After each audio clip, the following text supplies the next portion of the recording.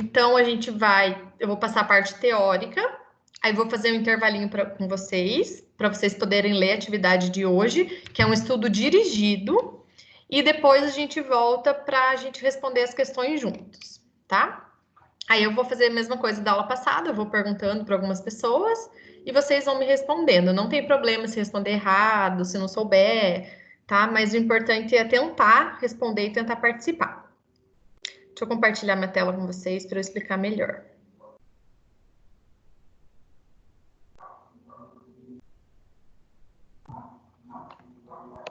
Estão enxergando os slides? Alguém responde para mim, por favor? Sim? Não tô enxergando nada, não. Sim. Tá tudo preto. Agora tô. Tá, beleza. Obrigada. Então, assim, tem algumas pessoas que já imprimiram essa atividade e teve gente que até já entregou. Então, a Kátia, por exemplo, ela já fez, já entregou, então tá tudo certo.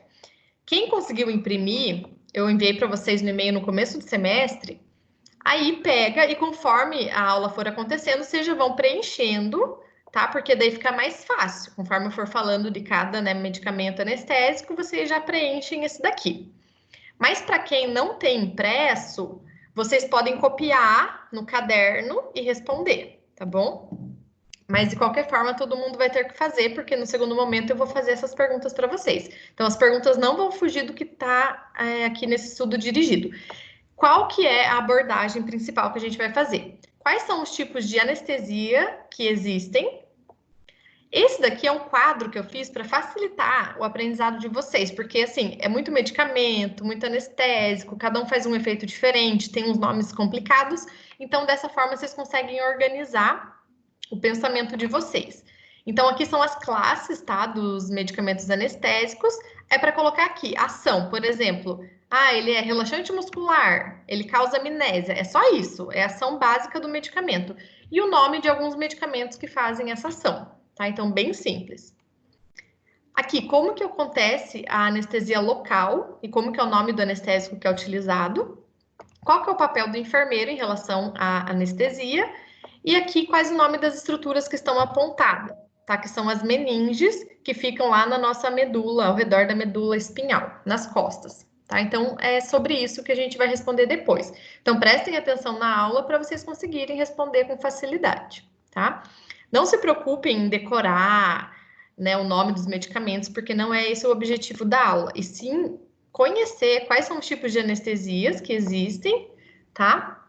E também como que o enfermeiro tem que agir nesse procedimento anestésico que faz parte da cirurgia. Qualquer dúvida que tiver no meio da aula, pode perguntar, tá, gente? Só ativa o microfone e daí vocês perguntam, fiquem à vontade. Então, a parte da anestesia, só para vocês entenderem um pouquinho melhor da onde que ela surgiu. Eu falei para vocês no primeiro dia de aula que antigamente as pessoas faziam cirurgia sem anestesia. Então, a cirurgia surgiu antes de descobrirem qualquer tipo de anestésico. Isso era muito ruim porque o paciente acabava sentindo muita dor. Então, os melhores cirurgiões da época eram aqueles que faziam o procedimento de forma rápida, porque como o paciente sentia dor, quanto mais rápido fosse, né, mais rápido a dor passaria. Então, lá em 2000 anos antes de Cristo, lá na China, eles já tinham desenvolvido a técnica de acupuntura, tá? Então, já era uma técnica bem antiga e eles utilizavam a acupuntura para aliviar a dor das pessoas.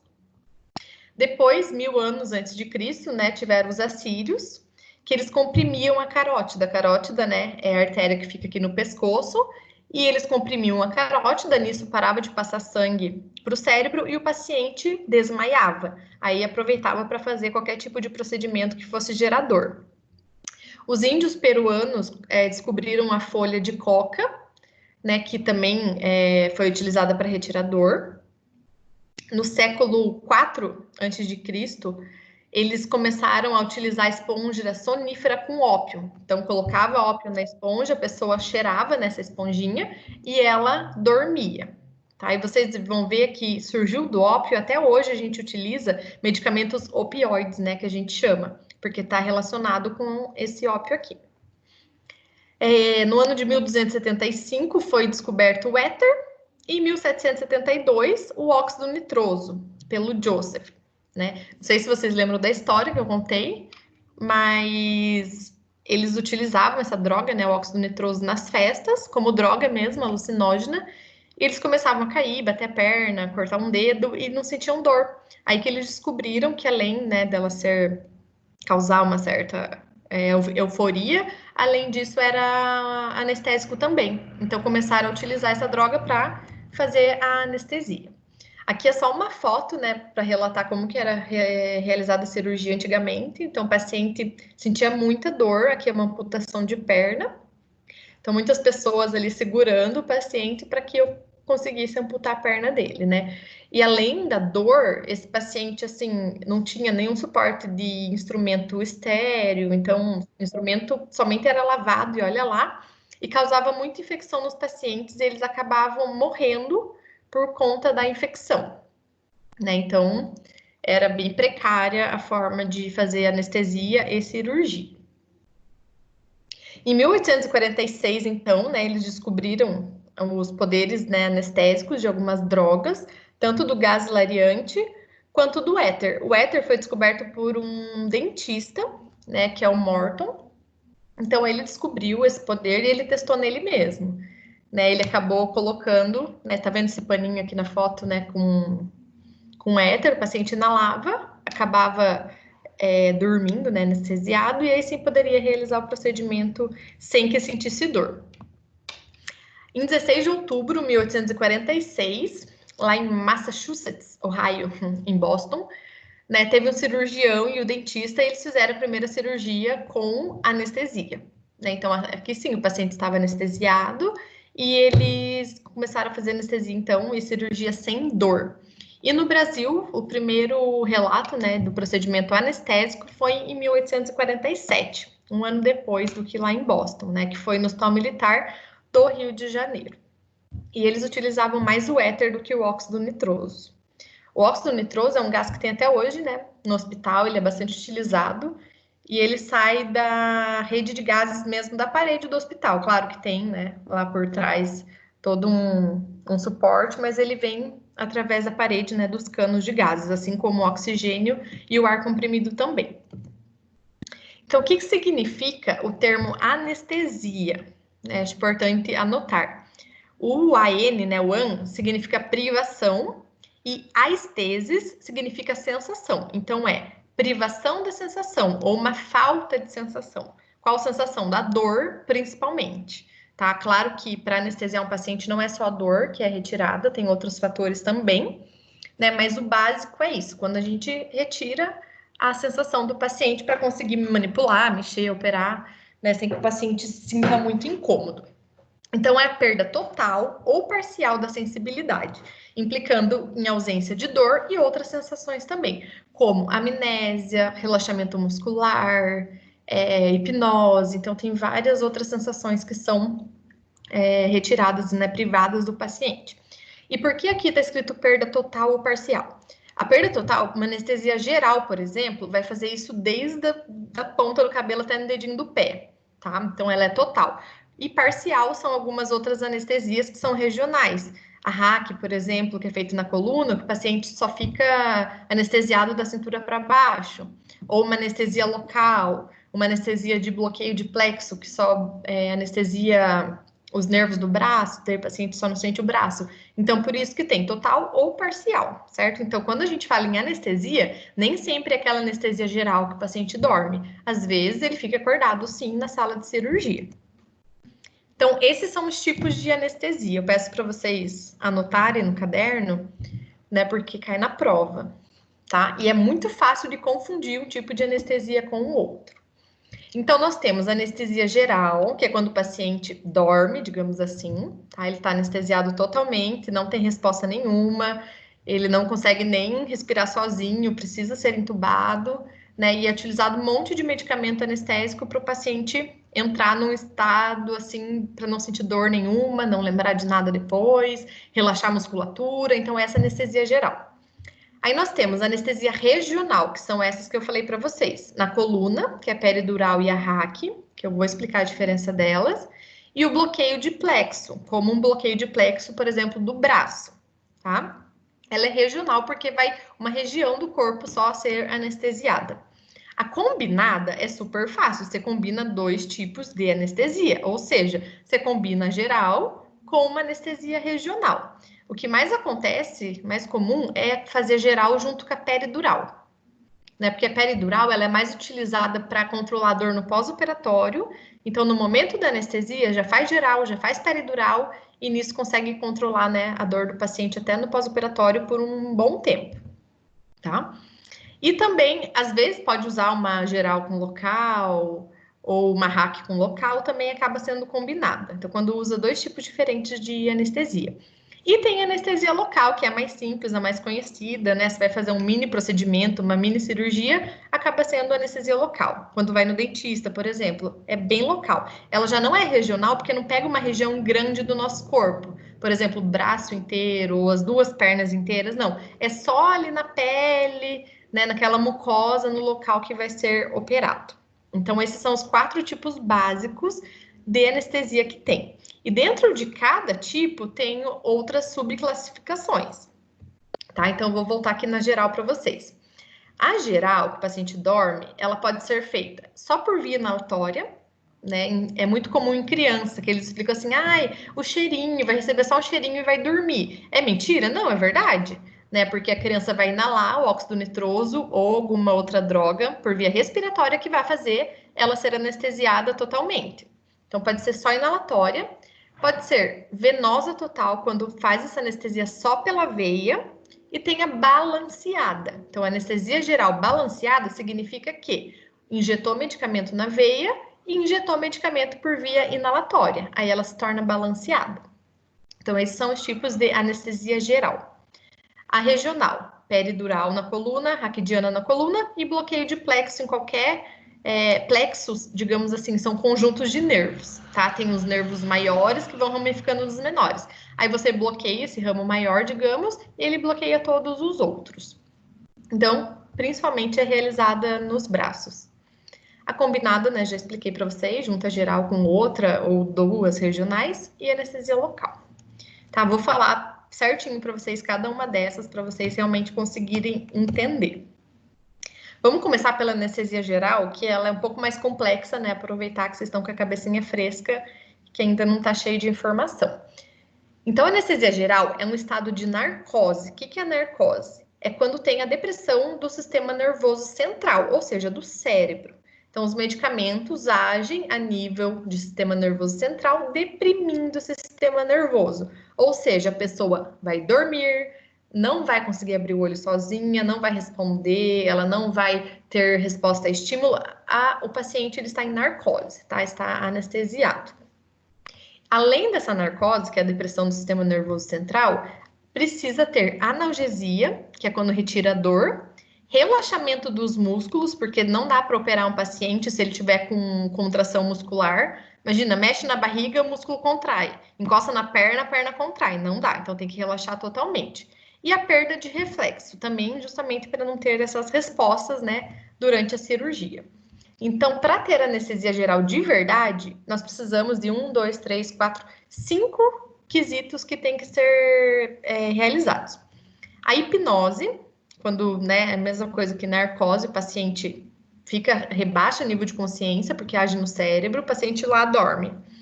Tem que causar amnésia para ele não lembrar de nada do que aconteceu. Às vezes o paciente está entubado, mas ele está ouvindo o que é conversado, o que é falado, e até mesmo a sensação de ser entubado, o corpo sendo manipulado. Então, para o paciente esquecer disso, tem que causar amnésia.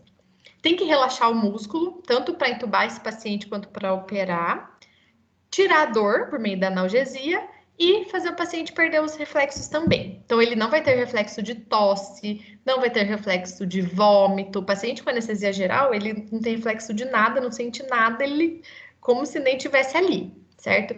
E não existe um medicamento único que consiga fazer tudo isso, né? Igual a gente não consegue cuidar do filho, limpar da casa, ter 3 empregos fora, ainda ir na academia, ser sarada, não dá. Tá? Então, precisamos de um medicamento, ou um medicamento para cada uma coisa, ou para cada 2 coisas no máximo, certo? Mas precisamos atingir tudo isso. Seria ideal, né, se tivesse um medicamento único para injetar no paciente pronto, mas a gente faz uma combinação, a gente não, anestesista, uma combinação de medicamentos para conseguir atingir tudo isso. E são utilizados muito medicamentos, tá? Até por isso que depois, no pós-operatório, a gente tem que cuidar muito desse paciente, né, porque foram aplicados vários anestésicos nele. E o que seria um anestésico ideal? Né? O que ele tem que ter para que a gente possa usar ele no nosso dia a dia? Primeira coisa, tem que ter um preço acessível. Né? Não adianta inventar um único medicamento que faça tudo isso e custar R$1 milhão. Não vai dar, que ninguém quase vai conseguir pagar. Então, tem que ter um custo baixo. Ele tem que ficar estável à temperatura ambiente, porque tem alguns que tem que deixar na geladeira, tem que estar na temperatura certa, né? Como, por exemplo, alguns relaxantes musculares e o Propofol. A gente guarda na geladeira, que tem que ficar numa temperatura adequada, enquanto outros não. A gente pode guardar num armário comum, que ele se mantém normal, estável na temperatura ambiente. Ser metabolizado totalmente, né, pelos rins e pelo fígado, né? Lógico, porque esse medicamento entrou no corpo da pessoa, fez efeito, então precisa metabolizar para liberar esse anestésico. Né? Não adianta ser um anestésico que demora para metabolizar, senão o paciente fica 24 horas anestesiado, não dá, né? Então tem que ser uma metabolização bem rápida. Ter curta duração de ação. O que é isso? Aplica o medicamento, ele dura ali 1 hora, depois já acaba. Ou 30 minutos, 6 minutos. Então, tem alguns medicamentos que duram assim, 5 minutos, se não fizer de volta, ele já passa o efeito. Enquanto outros acabam durando um tempo maior. Né? Mas por que na anestesia geral é bom que o medicamento passe o efeito rápido? Porque a cirurgia tem um tempo certo e depois ela acaba, né? O paciente não precisa ficar anestesiado por 2 dias, 3 dias, né? Então precisa ser algo rápido. Quanto menos mexer na parte cardiovascular, melhor é. Vocês vão perceber que todo medicamento ou aumenta a pressão ou abaixa, ou aumenta a frequência cardíaca ou abaixa, né? Ou aumenta a frequência respiratória ou abaixa. Então, quanto mais estável ele deixar o nosso coração, né, sistema cardiovascular, melhor é para o paciente, que daí não vai ter tanta alteração. Ter antagonista, ou seja, ter um medicamento que consegue reverter o efeito daquele anestésico. Porque às vezes a cirurgia acaba antes do previsto, aí tem que esperar toda a anestesia ser metabolizada e eliminada do corpo para o paciente voltar. E se ele tem um antagonista, é só aplicar o antagonista, pronto, passa o efeito do medicamento. E algo muito importante é não produzir o broncoespasmo, né? Não produzir esse fechamento aqui dos alvéolos, senão vai dificultar a respiração do paciente, tá? E o paciente com anestesia geral é entubado, fica em ventilação mecânica e ele precisa ter uma troca de gases, né, bem eficaz, certo? Então, isso é o ideal. Todos os medicamentos são ideais? Não. Vocês vão ver que alguns medicamentos são bons numa coisa, mas são ruins em outra. Por isso que existem tantas opções de medicamentos anestésicos, né? E vai variar de cada hospital e de cada anestesista na escolha deles. Ok. Então, a anestesia geral, ela tem 4 fases. Ela tem o começo, o meio e o fim. Né? Então, quando que começa a anestesia geral? Lá desde o pré-operatório, quando é administrada pré-medicação, ou seja, medicação pré-anestésica. Então, quando dá o comprimido azul para o paciente, que ele toma lá o diazepam ou midazolam, que é a medicação pré-anestésica, lá no quarto, já começa a primeira fase da anestesia geral. Ok, o paciente chega no centro cirúrgico, está um pouco sonolento, aí tem a fase da indução. Então, quando o anestesista chega, conversa com o paciente, faz todo aquele checklist, aí já pode induzir a anestesia, ou seja, é dar o tranco, sabe, do carro, a hora que liga, que faz aquele barulhão. Então, é isso que faz aqui, faz bastante medicamento para depois só fazer a manutenção dessa anestesia. Então, na indução, são aplicados vários medicamentos. E a indução, ela pode ser tanto pela veia, quanto pela via respiratória. Quando é criança, a gente geralmente faz por via respiratória, para depois que a criança dormir, a gente puncionar uma veia, né, para a criança não ficar muito chorosa, não ficar muito agitada. E quando é adulto, a gente punciona a veia primeiro e geralmente começa com a indução pela via venosa. Então, vários medicamentos são administrados na veia do paciente para fazer essa indução. Então, essa indução, ela é utilizada maior número, né, maior volume de anestésico, e mais anestésicos do que na fase de manutenção, por exemplo.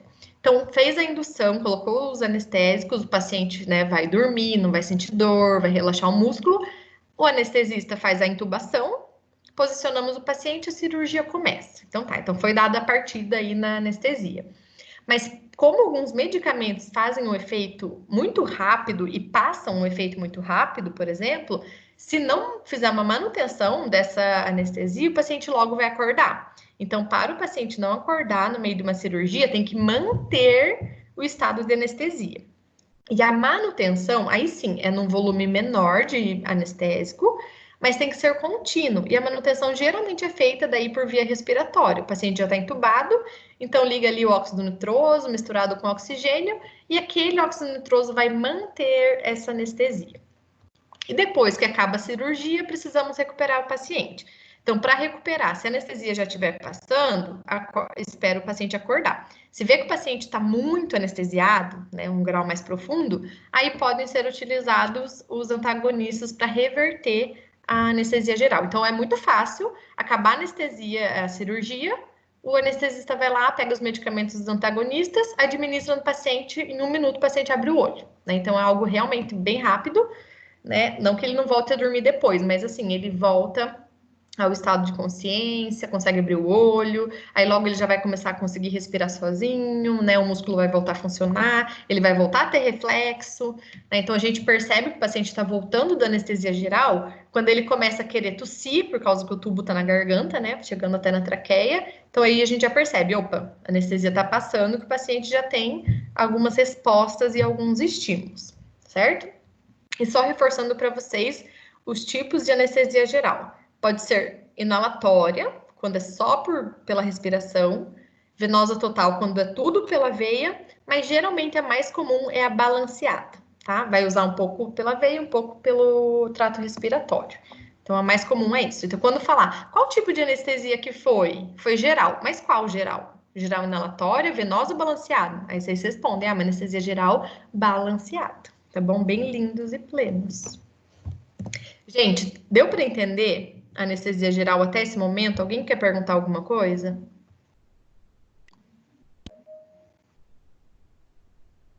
Ana Paula, Débora, deu para entender? Se quiser, eu posso voltar e explicar novamente. Oi. Você poderia falar um pouquinho assim mais devagar, para a gente entender melhor? Porque às vezes corta.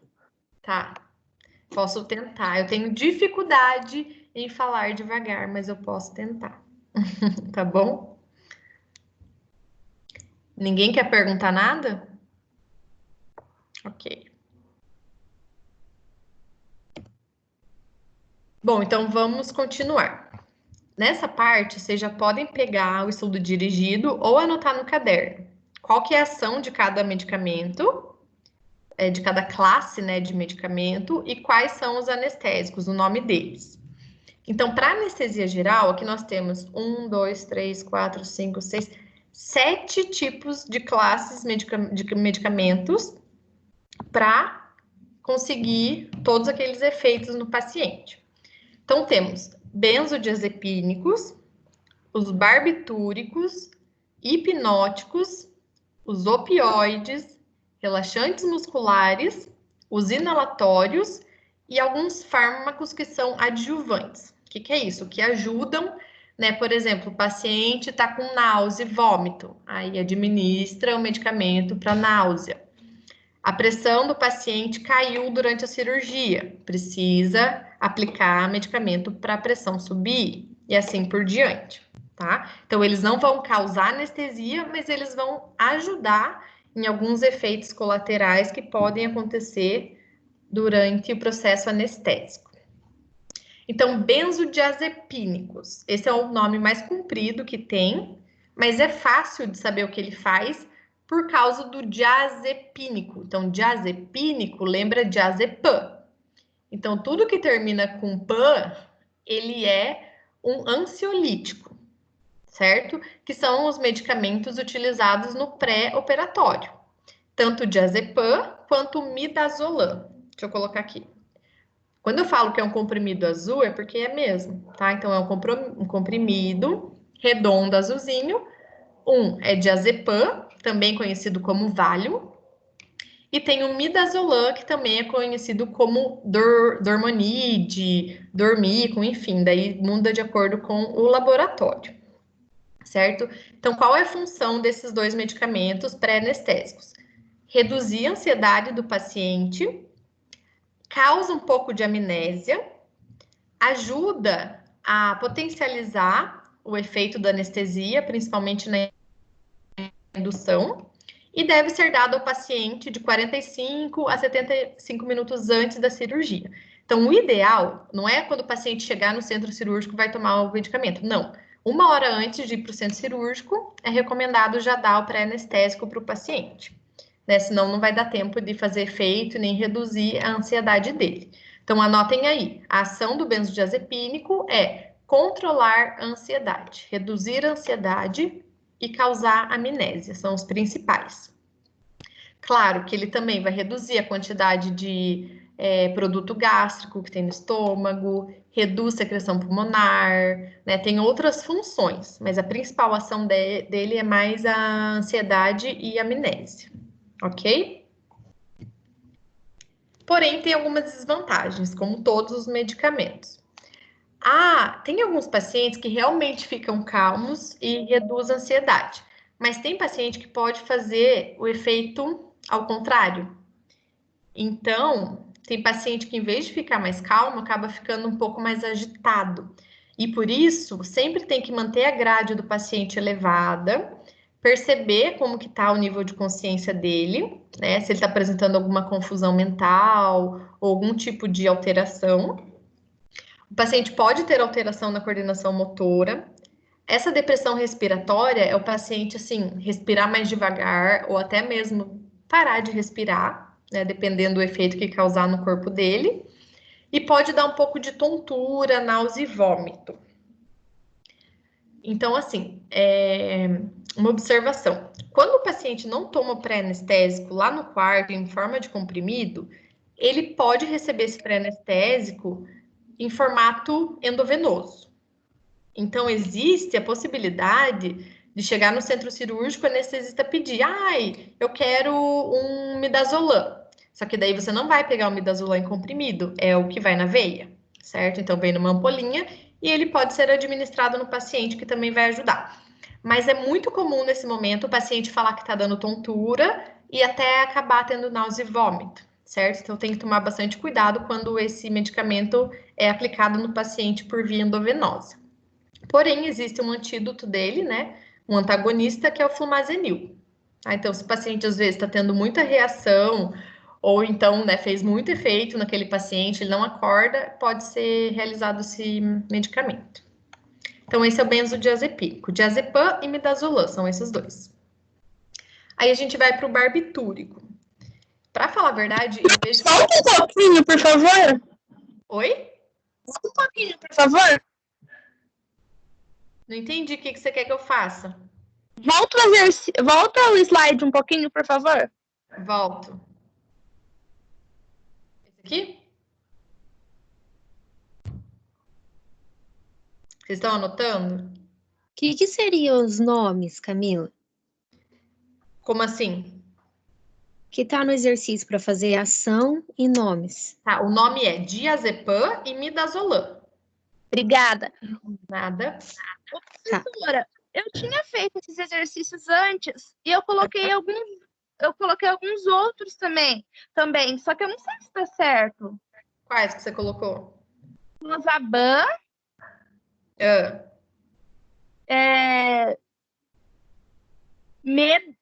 Medazepam, Clotrazepam,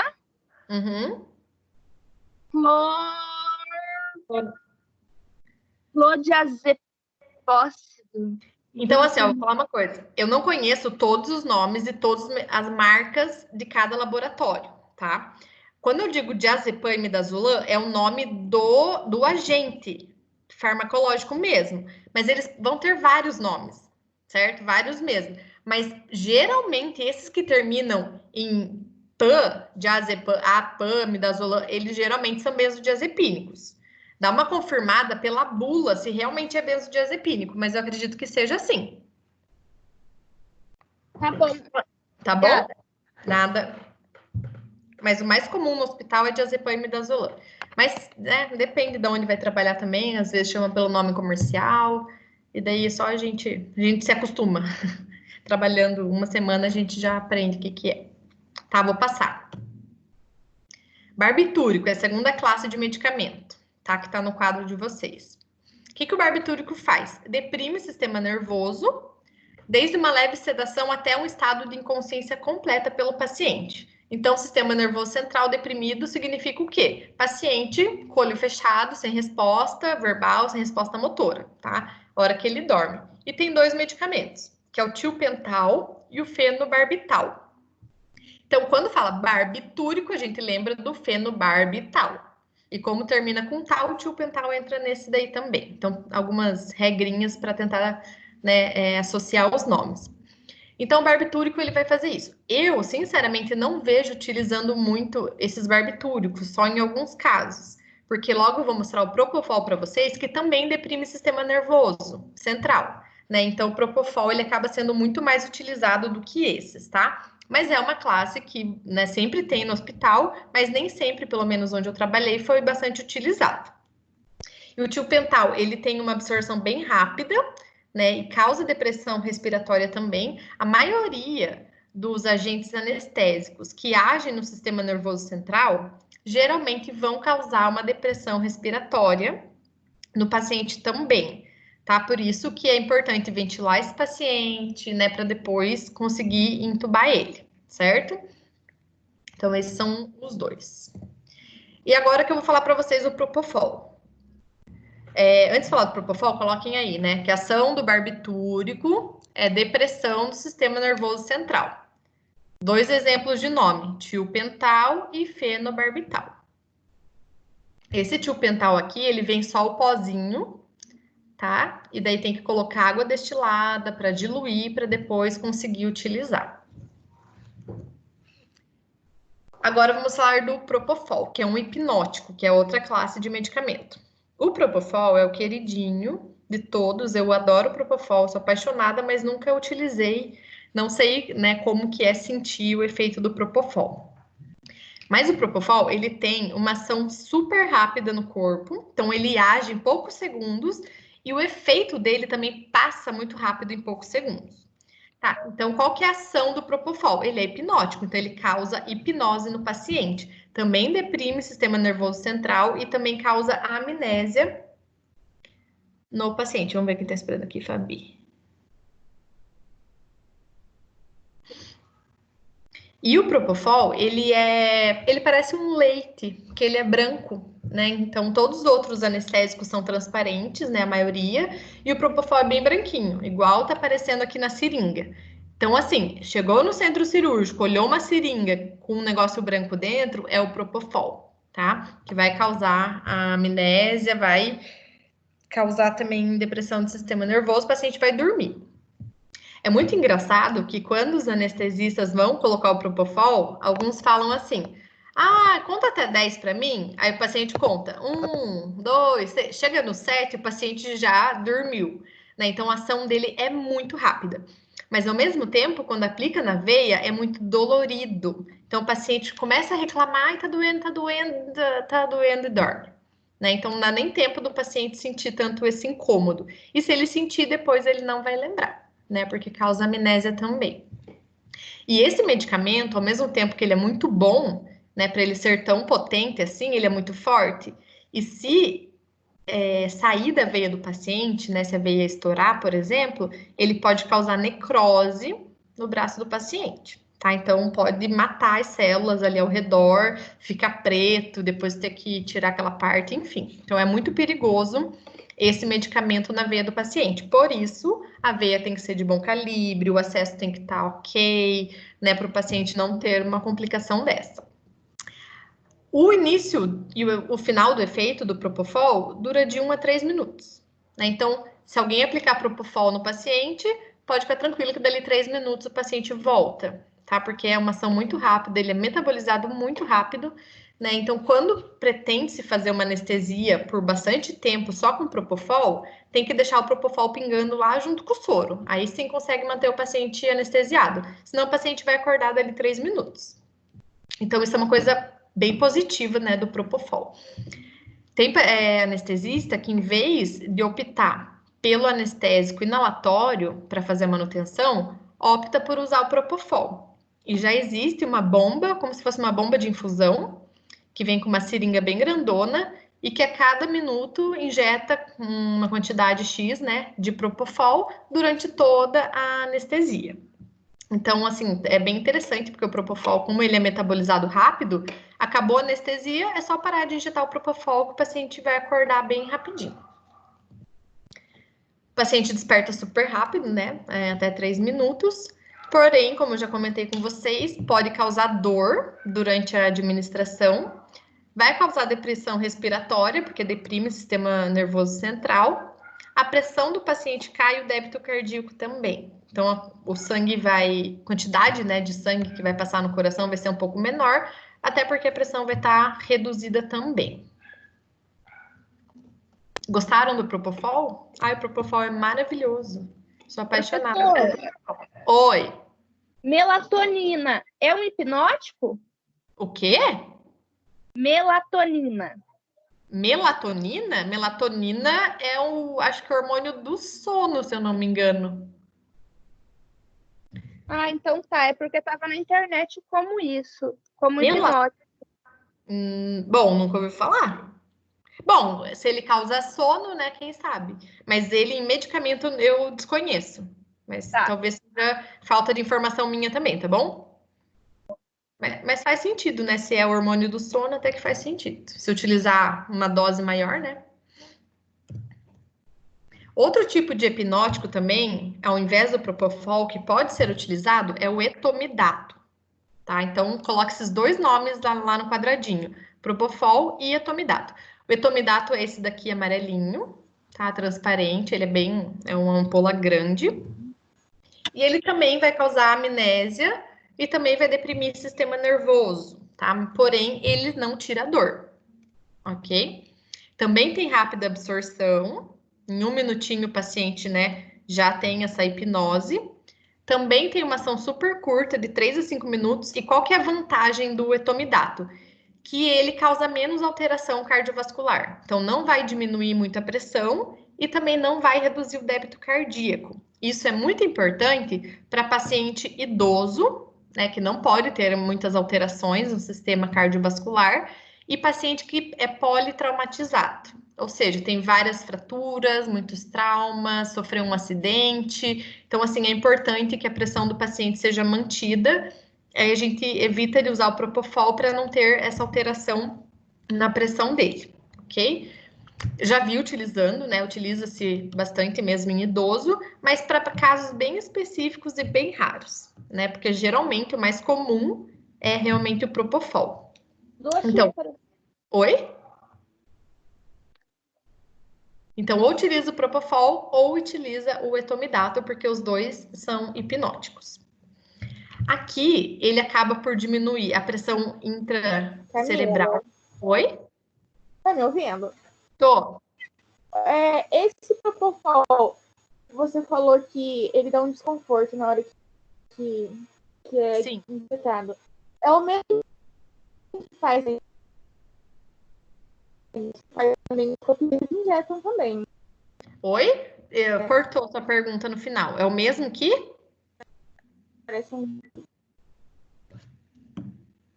Pode perguntar.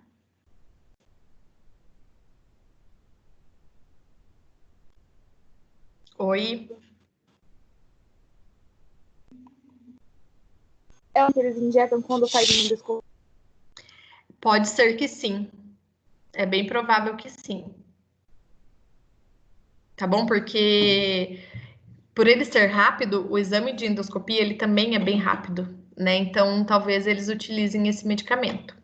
Como endoscopia não faz no centro cirúrgico, eu não tenho essa vivência, né? Se tiver alguém aí que saiba responder melhor para me ajudar, pode responder. Mas eu acredito que possa ser usado sim, né? Porque ele é bem rapidinho, tá bom? Bom, então, etomidato, a vantagem, né, que não causa alteração cardiovascular, diminui a pique e a resistência dos vasos sanguíneos também, tá? Porém, pode causar náusea e vômito. Como eu falei para vocês, nenhum medicamento é perfeito, né, e vai ser ideal 100%, ok? Então, mais utilizado para idosos. Tá, agora a gente entra na outra classe, que são dos opioides. Opioides, lembra que eu falei do ópio, né? Que foi utilizado há muito tempo atrás.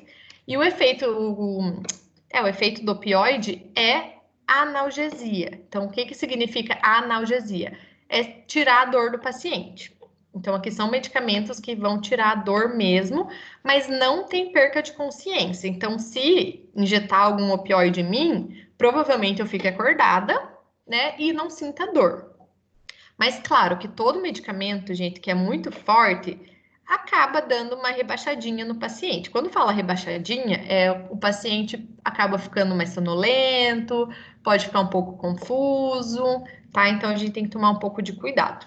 E também pode causar depressão respiratória, né? Então o paciente não conseguir respirar tão bem, diminuir frequência cardíaca e causa hipotensão. Quando minha mãe ficou internada uma vez, ela estava com apendicite, né? Fez cirurgia para retirar o apêndice. Estava com muita dor no pós-operatório. E ela pediu medicamento para dor e estava prescrito morfina. Aí, quando, né, as enfermeiras foram aplicar a morfina, elas não diluíram a morfina num sorinho e nem em 20 ml de soro, nada. Aplicaram a morfina direto, ou seja, aspiraram a morfina do frasco e já aplicaram na minha mãe. O que aconteceu? Minha mãe quase teve uma parada cardiorrespiratória, né? Porque, assim, dá uma sensação muito ruim, a pressão baixa, você vê que a pessoa, assim, minha mãe ficou pálida, sabe? Gelada, foi horrível essa experiência. Então, assim, morfina não se aplica direto no paciente, né? Precisa diluir a morfina e fazer muito devagar, mas eu sempre recomendo, coloca a morfina num sorinho de 100 ml e deixa pingar devagar. Até porque pode dar náusea no paciente, enfim. Então, tem que tomar muito cuidado e ainda ficar observando para ver como que tá a respiração desse paciente, tá? Então, opioide causa isso, é para dor, mas tem esses efeitinhos colaterais. Quais são os opioides mais utilizados no centro cirúrgico? Não é a morfina, tá? Só para avisar vocês, morfina não usa no centro cirúrgico, morfina usa lá no setor de internação, por uma dor bem intensa que o paciente sentir. Porque no centro cirúrgico vai cortar pele, músculo, órgãos, então precisa ser um medicamento muito mais potente do que simplesmente a morfina. A morfina, então, ela já é super potente, todo mundo sabe, mas a gente utiliza fentanil, que é 100 vezes mais potente que a morfina. Então, imagina uma morfina 100 vezes mais forte, é o fentanil. Esse, sim, é utilizado no centro cirúrgico. E também tem um que é 10 vezes mais forte que o fentanil, que é o sulfentanil. Ou seja, é 1000 vezes mais forte do que a morfina. Então, centro cirúrgico, opioide, escreve aí, é fentanil e sulfentanil. Ok? E claro que daí por esse motivo vai fazer depressão respiratória sim, e vai dar hipotensão sim, e pode fazer uma bradicardia sim, tá? Porque é muito, muito forte. Mas é super funcional e realmente tira toda a dor do paciente, ele não vai ter, né, esse reflexo e também não vai sentir nada durante a cirurgia, né? Tem que ser bem seguro. Até porque, né, na aula de dor, a gente já discutiu quais são os efeitos que a dor causa no corpo, né? Que eleva a pressão, eleva a frequência cardíaca, aumenta o consumo de oxigênio. Então, aqui a gente tem que manter esse paciente mais controlado e não pode sentir nada de dor. Mas como ele é tão forte, ele existe também os antagonistas dele, que revertem. Então, se acabou a cirurgia, o paciente está lá ainda no efeito do sulfentanil, existe, né, o Nubain e naloxona, que pode ser o Narcan também, tem esse nome. Aí aplica no paciente, o efeito passa e o paciente volta, né, a sentir a dor, digamos assim. Ai, professora, mas não pode deixar o paciente sem dor, então? Deixa ele com sulfentanil. Pode, mas daí, por causa da depressão respiratória, ele vai ter que ficar entubado por mais tempo, né? Não vai voltar a respirar sozinho. Porque quando a gente respira, a gente utiliza nossos músculos, né? E se o músculo tá mais deprimido, a gente não vai conseguir ter essa parte respiratória tão funcionante. Alguma dúvida em relação aos opioides?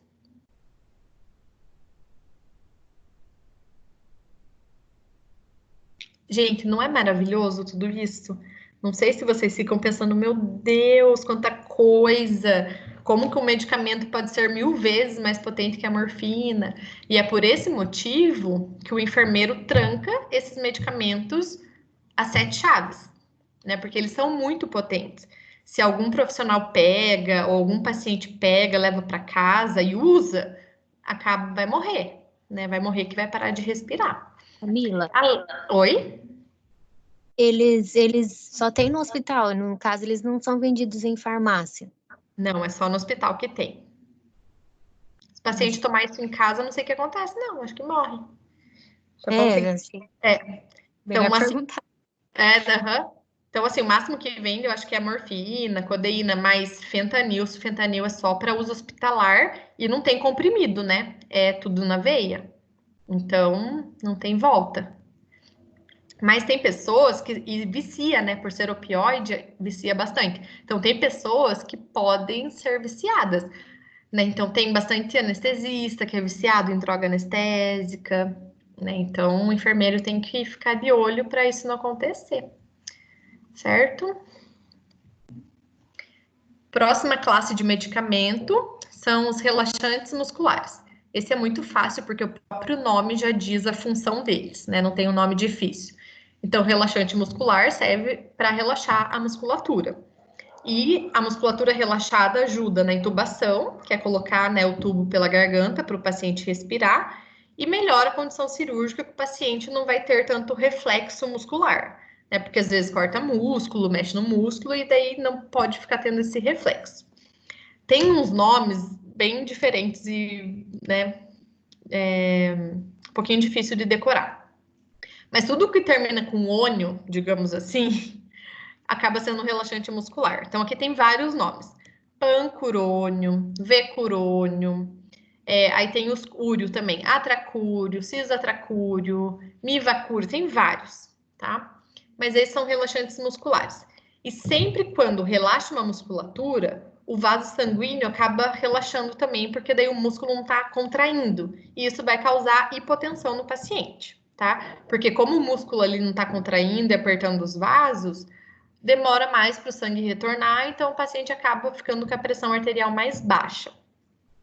E por estar com a pressão arterial mais baixa, o coração, né, ele tenta suprir essa circulação, aumentando a frequência cardíaca e por isso os ataques cardíacos no paciente, certo?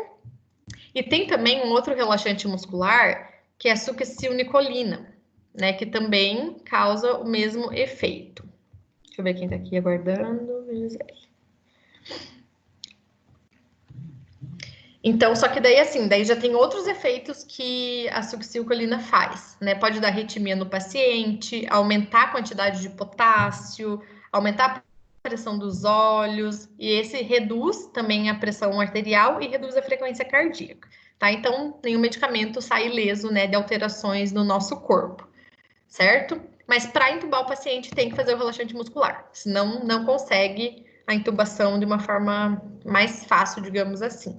E por todo o período o paciente tem que estar com a musculatura relaxada, até para que o ventilador mecânico consiga, né, mandar ar para o pulmão e retirar, o paciente tem que estar com o músculo relaxadinho para isso, ok? E tem também os antagonistas, né, que são bem utilizados, que é o neostigmina, que é o prostigmine, mesma coisa, e tem o Bridium, que é o Sugamadex. Então, são os antagonistas que revertem isso. Então, por exemplo, o paciente terminou a cirurgia, está entubado, e você percebe que o paciente está sem reflexo. Nossa, não está incomodado com o tubo, não está querendo morder o tubo, nem tossir, nem arrancar. Você vê que o paciente está super sedado ainda. Às vezes é porque o músculo dele está bem relaxado. Então, para o paciente voltar a respirar sozinho, precisa voltar ao músculo anormal, né? Aí sim utiliza esses medicamentos que são antagonistas. Eles vão bloquear o efeito do relaxante muscular e o músculo volta a trabalhar normalmente. Aí você vê que o paciente começa a respirar sozinho, né? Já começa a ter reflexo, tossir, querer tirar o tubo. Isso é muito bom, ok? Então, assim, o que é notar no relaxante muscular? Ação, relaxa o músculo. Bem simples. Medicamentos, pancurônio, vecuron, atracúrio, né? Esses três já tá bom, que são os mais utilizados. E, bom, vocês podem ver aqui na foto que é bem pequenininho, né? Então, o pancuron, ele é um frasco de 2 ml, se eu não me engano, e ele é super pequeno, tá? Já o rocuron, ele é um pouquinho maior, né? Tem que diluir algumas vezes, né? Quando vem pozinho, beleza? E agora a gente entra na parte dos inalatórios.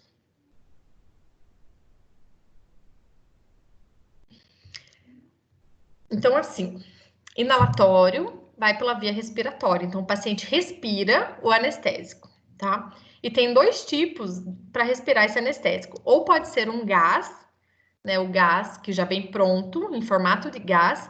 E tem outros que vêm em formato de líquido. Eles vêm num potinho que parece um xarope, sabe aqueles frascos de xarope, né? E ele é líquido mesmo.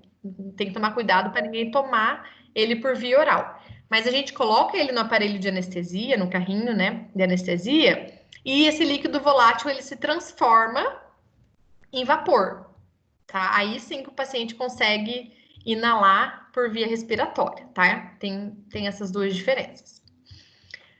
Então vamos lá, qual que é o gás? É o óxido nitroso, por isso que ele vem pelos tubos nas paredes hospitalares, igual oxigênio, igual ar comprimido. Então é um gás, a gente não consegue ver o óxido nitroso, tá? Ele simplesmente sai igual ao oxigênio. E nós temos os líquidos voláteis, né? Que eles são transformados em vapor.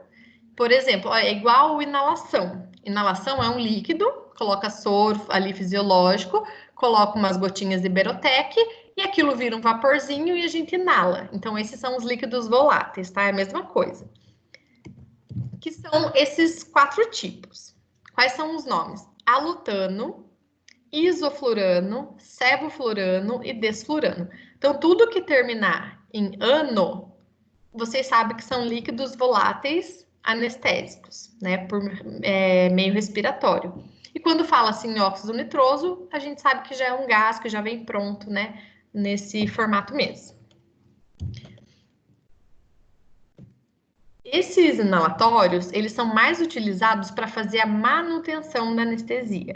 É muito difícil, só em caso de criança mesmo, que é utilizado na fase da indução, mas geralmente depois que já fez propofol, relaxante muscular, o pré-anestésico, fez e o analgésico, né, o opioide, aí pronto, o paciente está anestesiado, aí para manter é colocado o óxido nitroso ou isoflurano, sevoflurano durante toda a cirurgia, né? Daí não precisa, muitas vezes, fazer reforço de nenhum medicamento por via venosa e beleza, e o paciente fica anestesiado até o final da cirurgia, tá? Vou falar especificamente de cada um. Então, o óxido nitroso é anestésico, então o paciente não sente dor quando tá, né, inalando ele.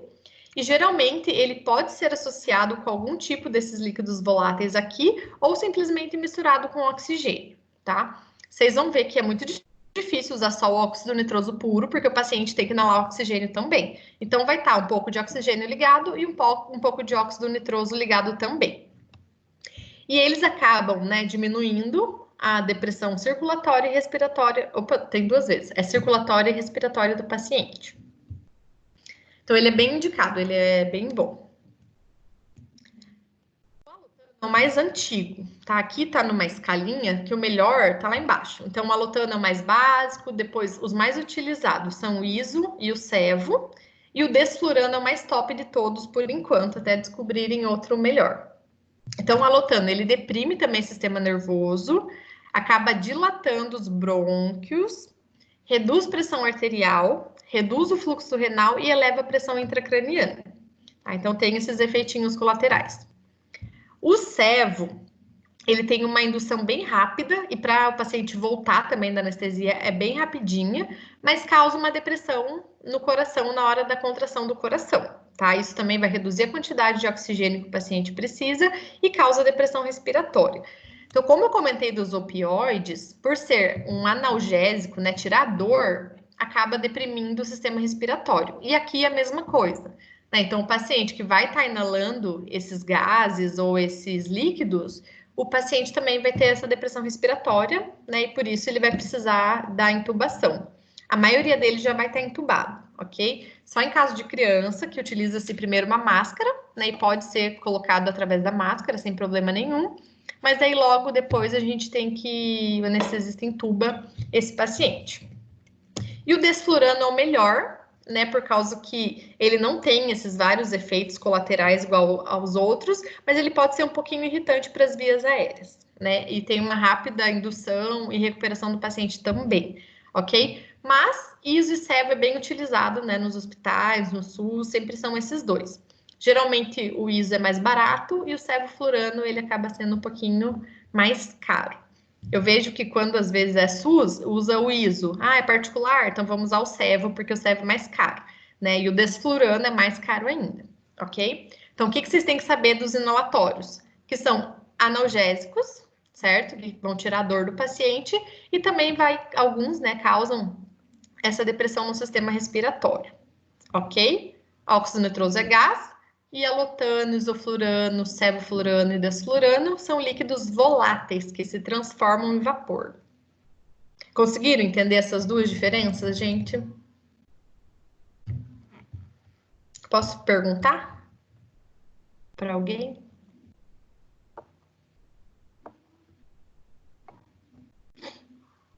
Estão me ouvindo? Fernanda Tanaka, dá um oi aí, quero ouvir sua voz. Beleza, Isabelle? Fernanda tem microfone?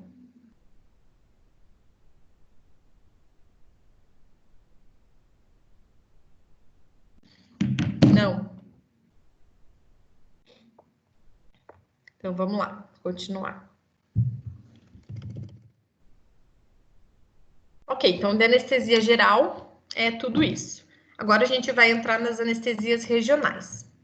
A anestesia regional, ela é uma anestesia meio que local, tá? Ela não chega a ser igual ao local, mas o agente anestésico ele é injetado ao redor dos nervos, tá? Então não é ao redor da pele igual a anestesia local.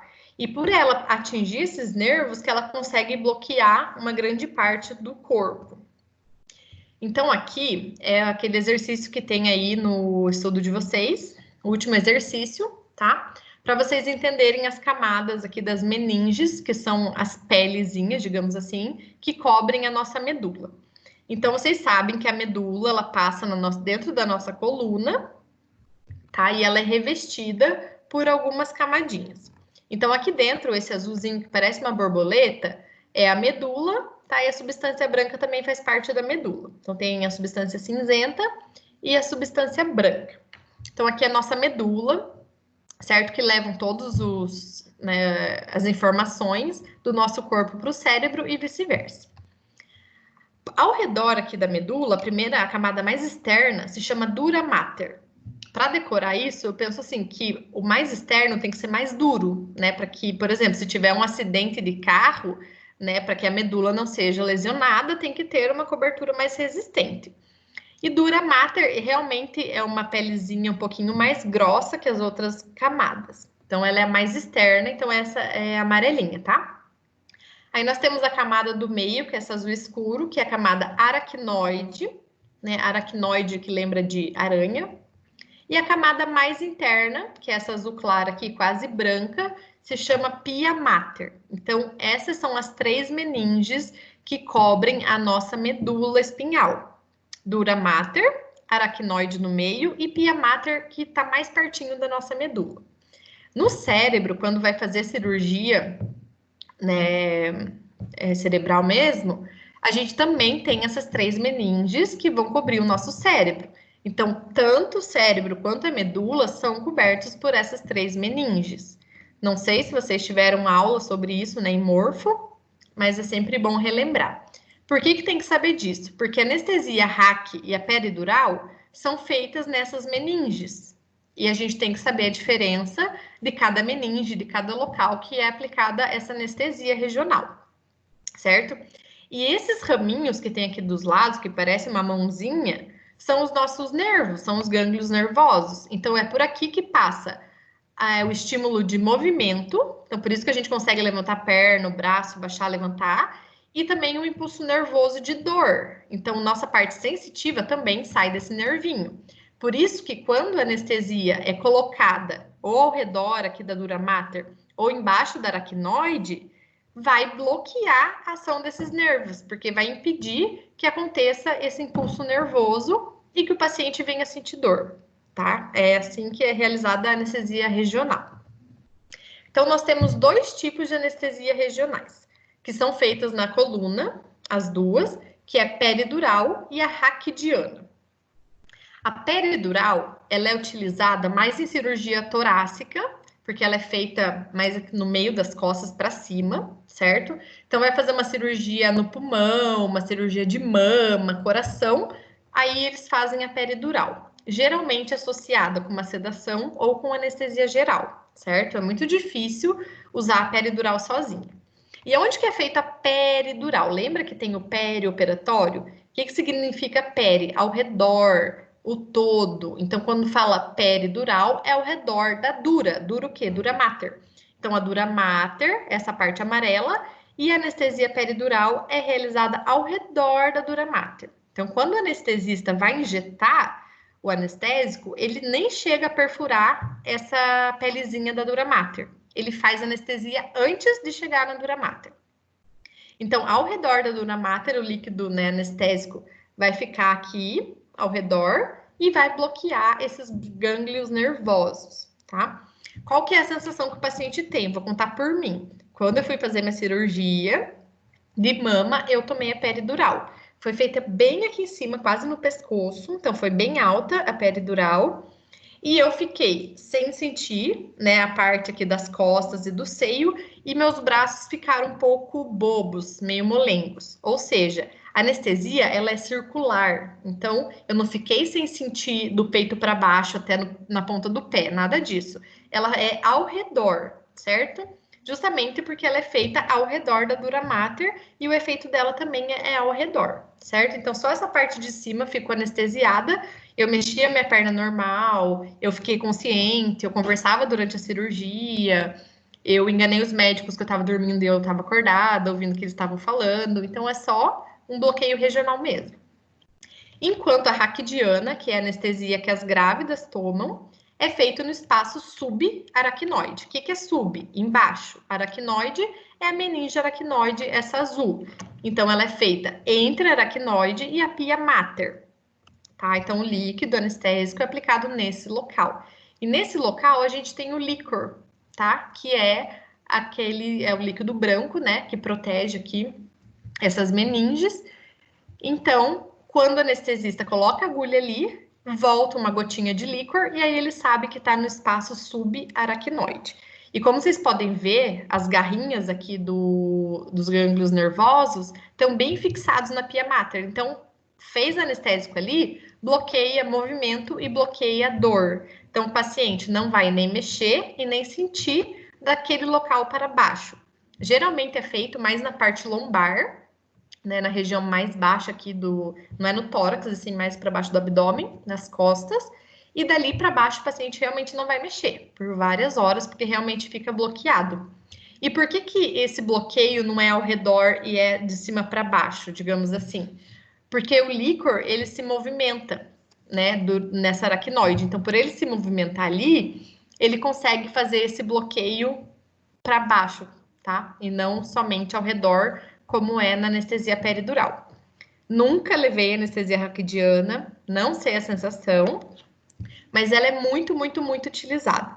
Cirurgia ortopédica usa, cirurgia ginecológica, para retirar, às vezes, apêndice, para fazer cesárea. Então, é uma anestesia mais utilizada no centro cirúrgico, pelo menos nos que eu trabalhei, era a anestesia raquidiana, certo? O anestésico utilizado nos dois até pode ser o mesmo. O que vai mudar um tipo de anestesia para outra é a agulha utilizada e o local, né, a meninge, que é aplicada a anestesia. Conseguiram copiar o desenho, o nominho de cada meninge?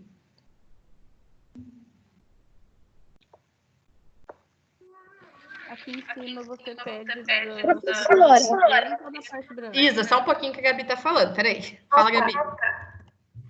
No desenho aqui da flecha, você pede para identificar a substância cinzenta ou a branca? Tanto faz, porque é medula do mesmo jeito, tá? Então, ó, vou mostrar o desenho aqui para vocês. Então, essa parte é a medula, tá? Tem tanto a parte branca quanto a cinzenta. A meninge mais interna é a pia mater, depois vem a aracnoide e depois a dura mater, certo? De dentro para fora. Então, são só essas três que tem. Tá? Relembrando, dura mater, aracnoide, essa rosa mais forte, a rosinha bem clarinha, a pia mater. Certo? Isa, pode falar. A anestesia raquidiana é a mesma que a anestesia geral? Não, a anestesia geral é pela veia e pelo sistema respiratório, que o paciente ele dorme, não sente dor, não mexe nada. E a raquidiana é feita nas costas, o paciente fica acordado, só não vai mexer as pernas. Ah, então tá bom, obrigada. Por isso, de nada, por isso que é um bloqueio regional. Vai bloquear só uma região e não o corpo inteiro, igual a anestesia geral, tá? Essa agulha aqui é a agulha da raquianestesia. Ela é diferente da agulha peridural. Ela é um pouco mais fina, tá? Ela tem alguns calibres diferenciados e é bem fininha e não tem marcação nenhuma ao longo da agulha. Diferente da peridural. Então, a da peridural é bem mais grossa e ela tem essas marcações, estão vendo aqui que são umas marcações em preto e ela é muito mais grossa do que a de rack. Por que tem que saber isso? Porque vai preparar uma sala, você sabe que é uma anestesia rack, tem que pegar a agulha certa. Tá? Então tem que tomar muito cuidado, imagina, né? O anestesista vai saber, mas o enfermeiro, né, que vai montar a sala também tem que conhecer a diferença entre agulha. Voltando, agulha rack, agulha de peridural. Gente, e fica uma dor depois, eu fiquei com 2 semanas com dor aqui no pescoço, porque pensa numa agulha grossa. Acho que eu não tenho mais coragem de fazer peridural nunca mais. Né? Porque se uma agulha dessa vai lá na minha medula, eu fico paraplégica para sempre. É bem perigoso. Por isso, o anestesista tem que ser bem bom quando vai fazer a peridural. E não são todos que sabem fazer peridural. Eu deixei porque eu confiava no anestesista, que eu conhecia ele, né? Para fazer a anestesia raquia peridural, tem alguns posicionamentos. O mais comum é o paciente ficar sentado, então ele tem que sentar na mesa cirúrgica, muitas vezes colocar a perninha para fora, virar de lado e o profissional tem que segurar ele. Então o enfermeiro vai na frente, segura o paciente, ele precisa ficar com o ombro bem relaxado e com a cabeça abaixada para que o anestesista tenha um acesso melhor às vértebras do paciente e consiga puncionar o local correto. Imagina o quão difícil é, né, para o anestesista saber em qual camada da meninge ele está. E eles sabem, ok? Outro posicionamento é o paciente deitado, né, e flexionado dessa forma. Então, ele fica lateral, expõe a coluna, né, para o anestesista e coloca os braços prendendo as pernas, tá? Então, aqui também, daí que acontece, as vértebras aqui, elas acabam se afastando mais para que consiga colocar a agulha. Lembrando que essas vértebras em vermelho são as torácicas e as em azuis aqui são as lombares. A raquianestesia geralmente é feito lombar, L2, L3, L4, L5, e a peridural geralmente são feitos na parte torácica. A minha, eu acho que foi aqui, ó, bem C7, KT1, tá? Porque realmente foi bem em cima. E outro posicionamento é simplesmente, né, a paciente não precisa colocar a perna para fora, na lateral da maca, pode só levantar para frente mesmo. Quando que faz esse posicionamento? Geralmente quando é uma fratura na perna, fratura de fêmur, né, quebrou algum osso da perna, que daí não consegue colocar a perna para fora da maca, certo? Porque não é a melhor posição essa daqui não. Os médicos geralmente preferem que o paciente sente na lateral, com a perninha para fora na mesa cirúrgica. Bom, a raquianestesia, né? Como que eles sabem que chegou no espaço subaracnoide? Porque vai voltar uma gotinha de líquor. Então, primeiro coloca a seringa, a agulha, quer dizer, sem nada, e ele fica colocando até voltar a gotinha do líquor, voltou uma gota, ele aplica o anestésico com a seringa, ok? E a gotinha sai assim. Então, a agulha está posicionada lá na região subaracnoide, e retorna o pinguinho do líquor. O que não pode acontecer é deixar voltar muitos pingos de líquor, né? Porque senão o paciente pode ter uma cefaleia bem grande por causa disso. As drogas utilizadas na raquianestesia geralmente terminam com ina, tá? Bupivacaína, lidocaína, procaína, mepivacaína e prilocaína. O mais comum é usar a bupivacaína. E eles geralmente só falam bupi. Ah, pega uma bupi para mim. Aí você tem que saber, é a bupivacaína, ok? E essa bupivacaína pode ser utilizada com epinefrina ou sem. O que é a epinefrina? É um vasoconstritor. Então, vai diminuir, o vaso sanguíneo vai ficar mais contraído e, por conta disso, a anestesia vai durar mais tempo. Então, por exemplo, vai fazer uma cirurgia que vai durar 5 horas. Às vezes, a RAC já começa a passar em 4 horas. Então, para durar mais tempo, essa anestesia, eles colocam a epinefrina junto. Geralmente, a BUP já vem com a epinefrina e já vem sem. Então, tem a BUP com vaso, que é com vasoconstritor, e a BUP sem vasoconstritor, que esse vasoconstritor, no caso, é essa epinefrina, tá bom? Então, isso vai depender de anestesista e do procedimento e o tempo que o procedimento vai levar, certo? Mas é um anestésico branquinho assim, tá? Não é branquinho, não, transparente, certo? Que ele aspira e coloca, injeta no espaço subaracnoide. Notaram aí o nome dos medicamentos? Se quiserem colocar só os 2 primeiros nomes, que são os mais conhecidos, tá? Tem também a possibilidade de colocar o fentanil junto. Lembrando que o fentanil é um opioide 100 vezes mais potente que a morfina, que vai aumentar também a duração dessa analgesia, né, do estímulo de dor que o paciente não vai ter. Então, ele aumenta a duração da RAC. Tem algumas outras considerações da RAC anestesia, que tem alguns medicamentos que são mais, como que eu posso falar? O líquor que fica correndo ali, né, ao redor da medula, ele tem um peso, né, que a gente fala a baricidade, tem um certo peso molecular. E alguns anestésicos, eles são mais pesados do que o líquor e outros são iguais ao líquor. Geralmente, os anestesistas, eles usam um medicamento que tem o mesmo peso molecular do que o líquor, tá? Então, ele vai se espalhar normalmente ali por toda o líquor, a medula, ok. Mas se ele quer utilizar um anestésico mais pesado, aí ele vai colocar o medicamento aqui, certo? E de acordo com a posição que o paciente fica, é onde mais vai pegar anestesia. Por exemplo, ele quer fazer uma anestesia mais alta porque vai operar perto do fígado. Então, se colocar uma anestesia aqui que tem o mesmo peso do que o líquor, não vai conseguir subir o bloqueio. Então, só vai anestesiar a perna, a região genital e a parte do fígado o paciente vai sentir inteiro. Então, para isso, ele utiliza uma droga mais pesada que o líquor. Ele deixa o paciente em Trendelenburg, que é a cabeça um pouquinho mais para baixo. E como é mais pesado o líquido, ele vai subir mais e vai conseguir bloquear os nervos que ficam acima aqui dessa parte lombar, tá? Então, é uma possibilidade. E se ele quiser pegar mais para baixo? Não, só quer bloquear a parte genital, não precisa bloquear abdômen. Ele pode também colocar esse líquido mais pesado e deixar o paciente em proclive, né? Que é a cabeça mais para cima e os membros inferiores mais para baixo.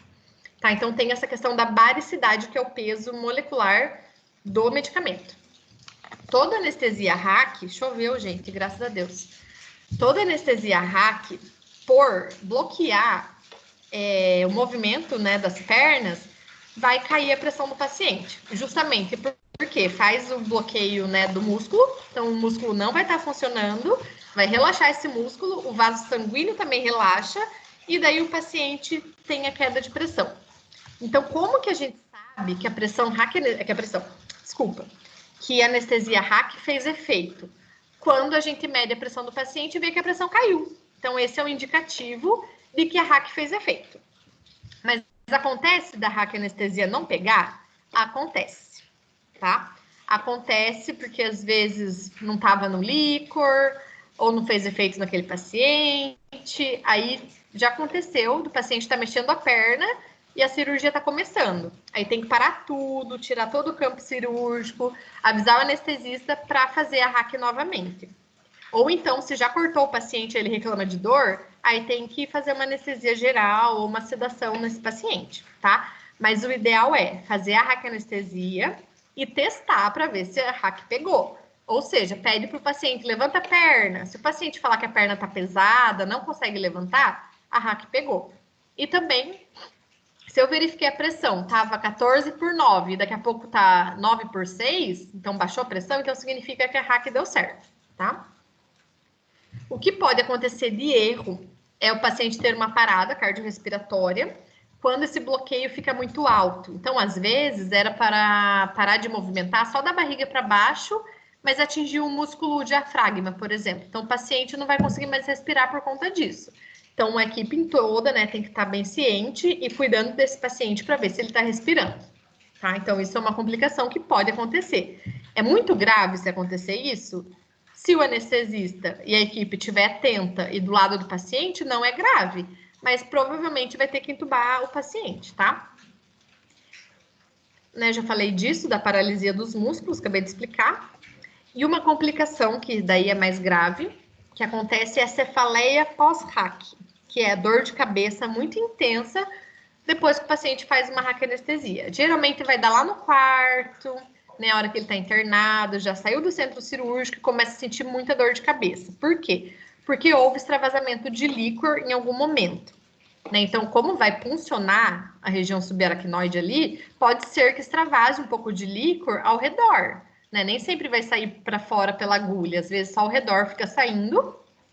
E daí o paciente tem uma cefaleia muito intensa, por quê? Porque daí o líquor que estava ali, né, ao redor do cérebro, ele vai acabar sendo distribuído para onde não tem. E por isso o paciente tem muita dor. Bom, para evitar isso, primeira coisa, o exame do paciente tem que estar em dia, principalmente o exame de coagulação. Né? Isso vai acontecer se o paciente não tiver com uma coagulação boa, que daí não vai coagular o local ali que entrou a agulha e vai ficar vazando um pouco de líquor. E se acontece isso, tem que fazer um tamponamento. Então, o paciente provavelmente volta para o centro cirúrgico, né? E é infundido de 10 a 15 ml de sangue do próprio paciente só para tampar o buraquinho, né? Que ficou ali na meninge subaracnoide que está causando esse extravasamento de líquor. E por esse motivo, os pacientes que fazem hack-anestesia não podem levantar a cabeça por pelo menos 12 horas. Tem hospital que coloca até 18 horas, né? Mas por 12 horas o paciente não pode levantar a cabeça.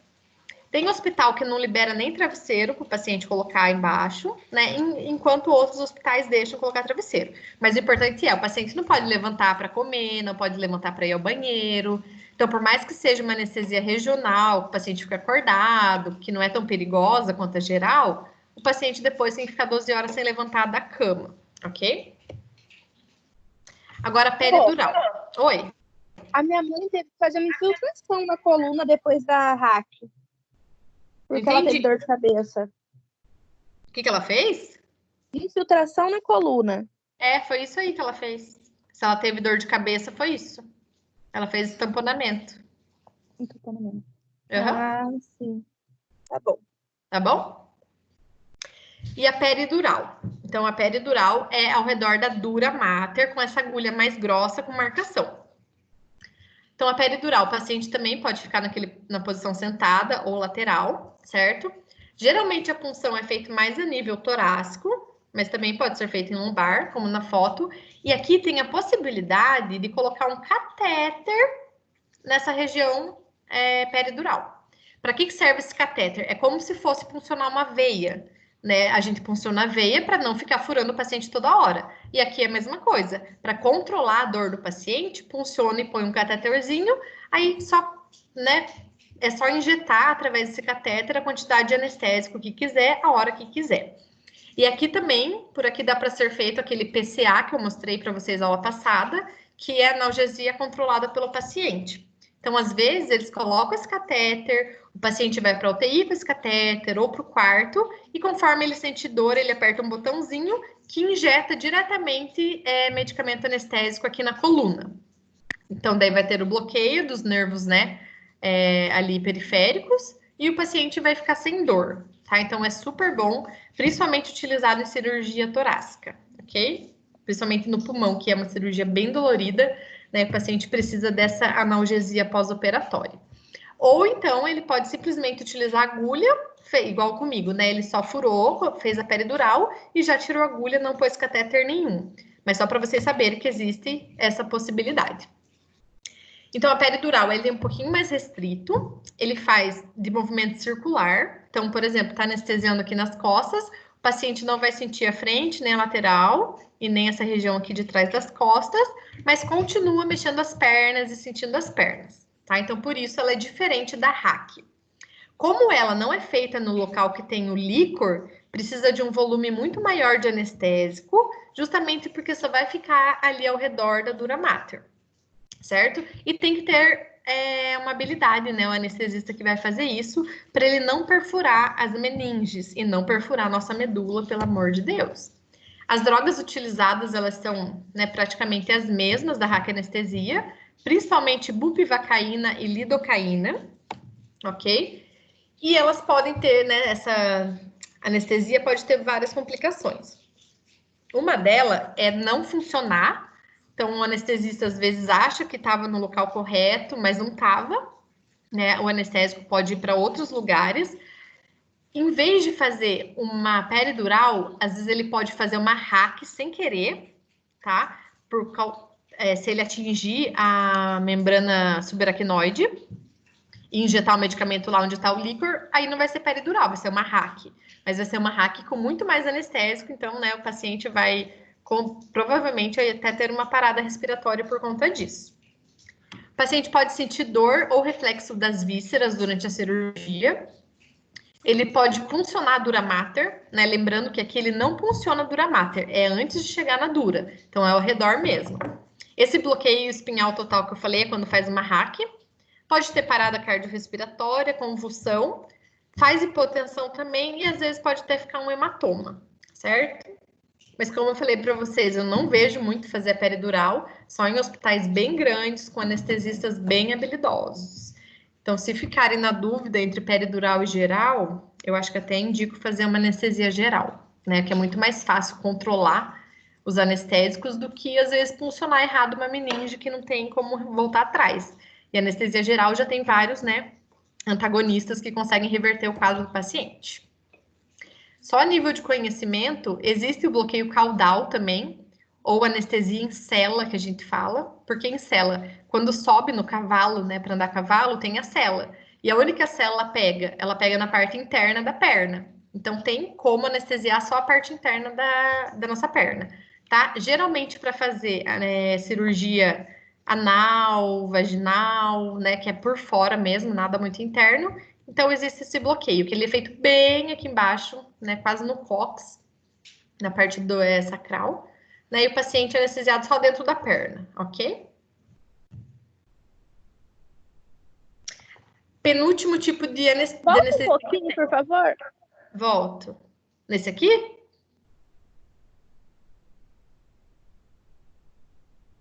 Gente, já tô terminando, a gente já faz o intervalo, tá? Eu sei que é bastante informação, mas precisamos de nada. Bloqueio de nervos periféricos. Então, essa foto, o paciente está deitado aqui a cabeça e vai fazer uma cirurgia no braço esquerdo. Então, o anestesista, ele descobre onde que está o nervo do paciente e administra um anestésico ao redor desse nervo. E a partir disso, o paciente não vai ter nenhuma mais dor no braço todo, tá? Então, por isso que é bloqueio de nervos periféricos. Camila, Oi. a anestesia local, ela seria qual? É a próxima. Ah, tá, você não falou ainda. Não falei. Ah, então tá bom. Isso, ó, anestesia RAC não é local, a peridural também não é local e nem bloqueio de nervo periférico é local.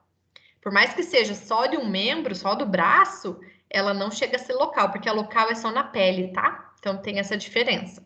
Então aqui você bloqueia ao redor do nervo, igual foi feita na RAC, na peridural, que bloqueia os nervos, mas aqui vai ser só de um ramo dos nervos do braço, tá? E não da medula que vai bloquear as pernas. Aqui também utiliza um anestésico, pode ser a lidocaína, né? Junto com epinefrina ou não, que é vasoconstritor. E geralmente os anestesistas gostam de utilizar ou um ultrassom, que deles conseguem ver onde está esse nervo, né? Para ter um caminho melhor. Ou eles usam um estimulador elétrico.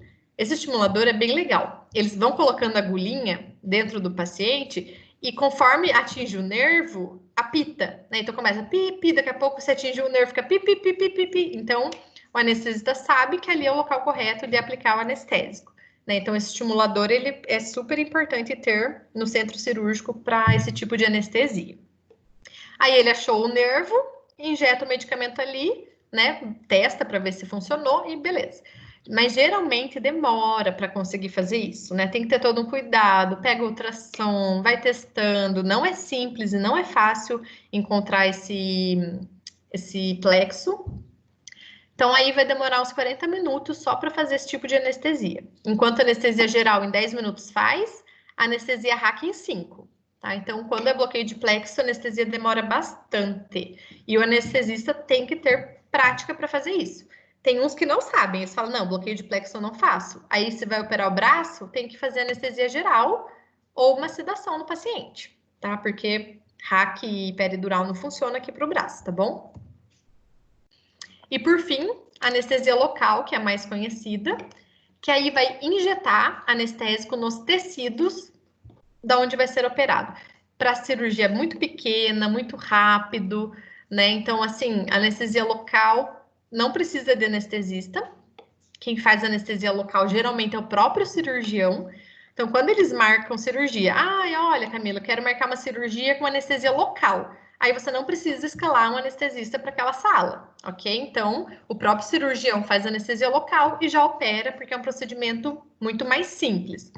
O que não significa que não precisa monitorizar o paciente, que não precisa cuidar, que não precisa fazer todo o procedimento correto, não é isso. Precisa, mas a anestesia local, né, ela é muito mais simples do que as outras. E qual que é a ação da anestesia local?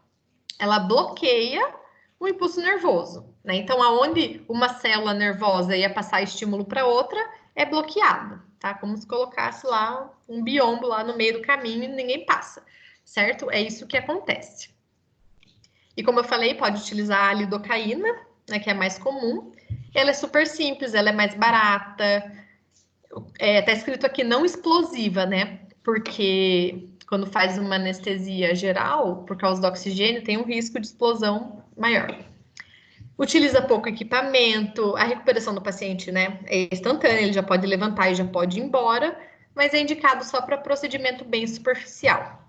O que não existe também, o que também não dá para aceitar, são alguns procedimentos que o cirurgião fala que é com anestesia local, mas daqui a pouco precisa chamar um anestesista. Então, com a experiência, né, de centro cirúrgico, você vai vendo o que realmente dá para fazer com anestesia local e o que realmente não dá. Por exemplo, paciente de UTI que está sedado, eles marcam para passar uma PIC, né? Vai colocar um catéter lá no cérebro do paciente para diminuir a pressão intracraniana. E é feito com anestesia local, porque é uma punção super rápida, super fácil de fazer e o paciente já está sedado. Aí, o que o cirurgião fala? Não, Camila, não precisa de anestesista, não.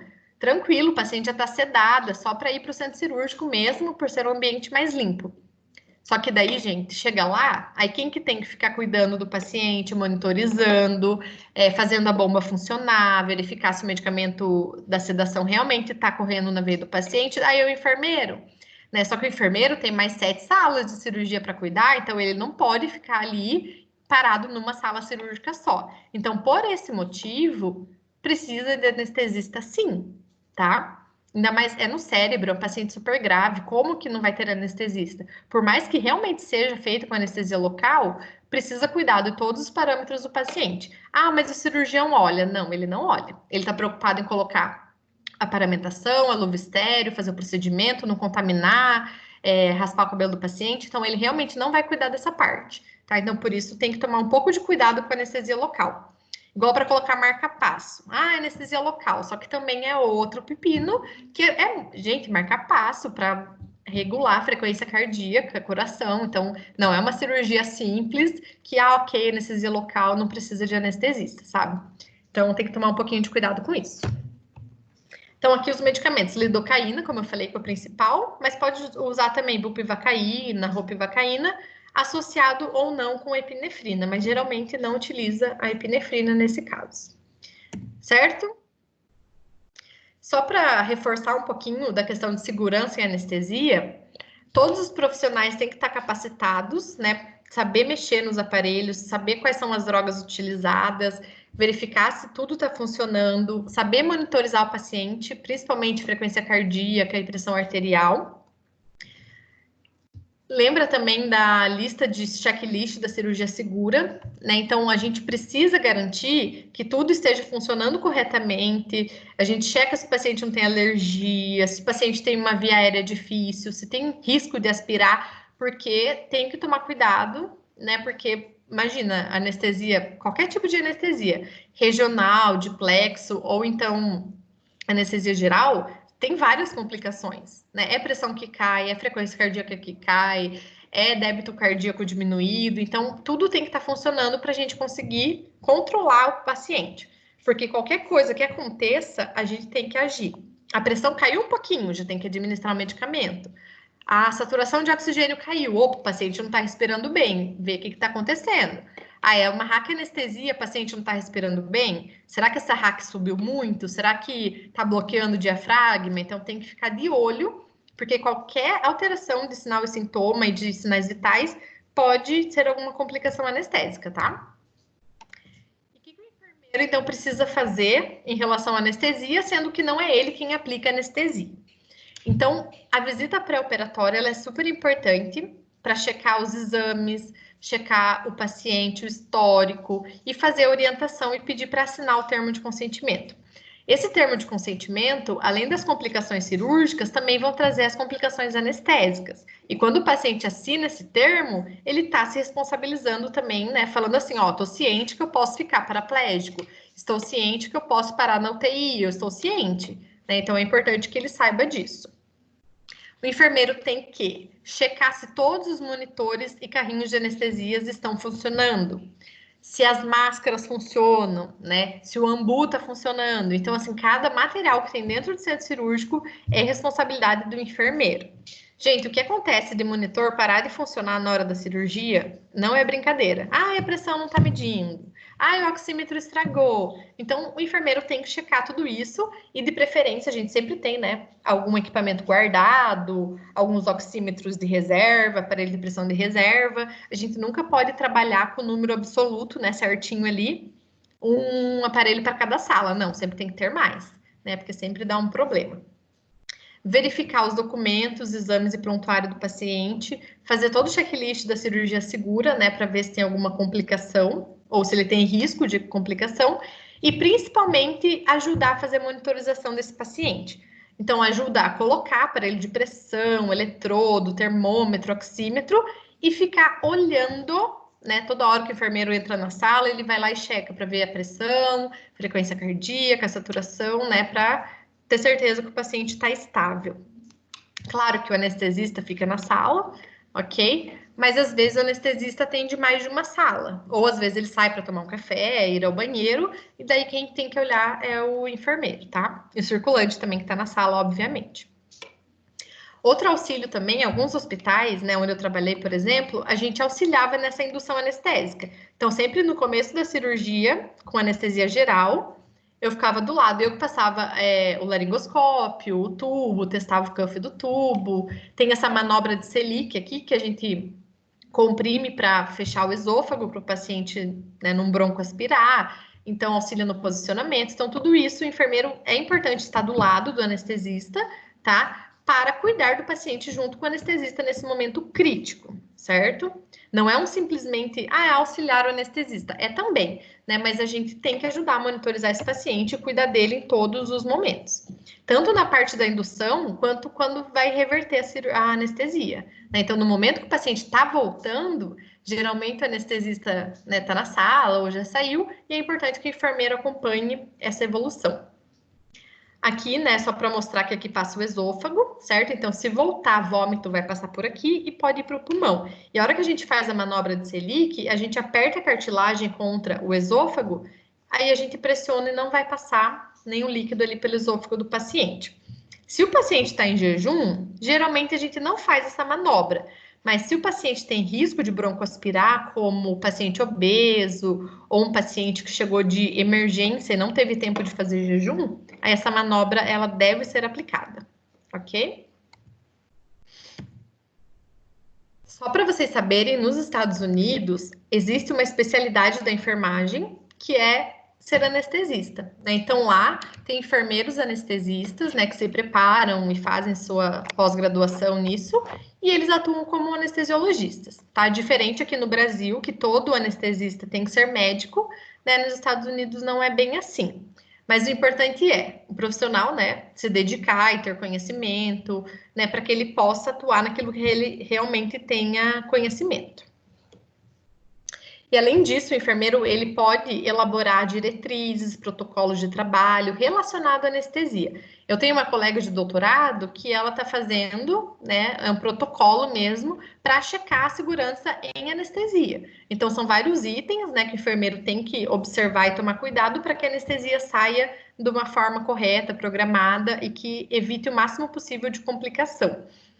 Quando as pessoas vão fazer cirurgia, elas têm mais medo da anestesia do que do procedimento, tá? E estão super certas nisso, né? Mas tem como a gente reduzir essas complicações que podem acontecer durante uma anestesia, tá? E isso é papel e competência do enfermeiro. Então, por isso o enfermeiro tem que estudar a fundo as drogas anestésicas, como que elas agem, as alterações que causam no corpo e como que a gente cuida desse paciente, certo? Alguma pergunta? Débora, Isabelle, Kathleen, Louise, Lilian, Lucimara, Marcela, Nicole, Paola, Rafaela, Roberta, Rosilei, Suelen. Estamos aqui. Alexander, Ana, Ana Paula, Andréia, Carlos. Alguma dúvida? Não, professora. Não, senhora. Ô, Camila, Oi. você falou das agulhas. Qual que é a diferença mesmo de cada uma? Uma é mais fina e a outra é mais grossa. Deixa eu mostrar.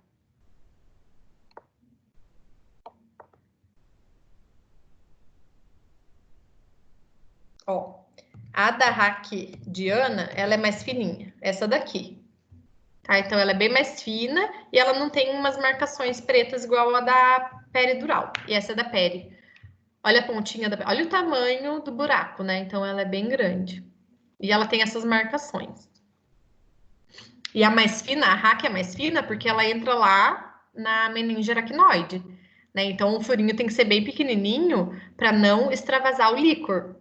Enquanto esse daqui já pode ser maior, porque nem fura nenhuma meninge, né? Fica ao redor da dura mater. Por isso que elas têm essa diferença. Entendeu? Beleza. Uhum. Mais alguma pergunta?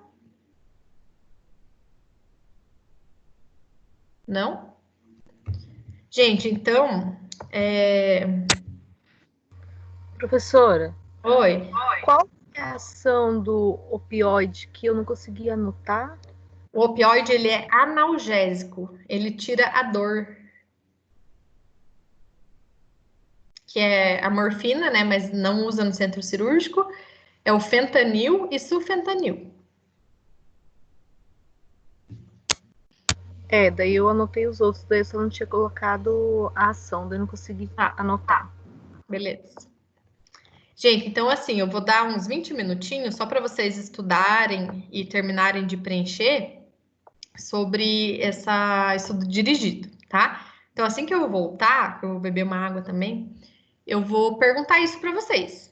O tipo de anestesia que tem, aí as classes, né, a ação e o nome, como que acontece a anestesia local, o papel do enfermeiro e o nome aqui das meninges, tá? E o local que é aplicada a Hack é a peridural.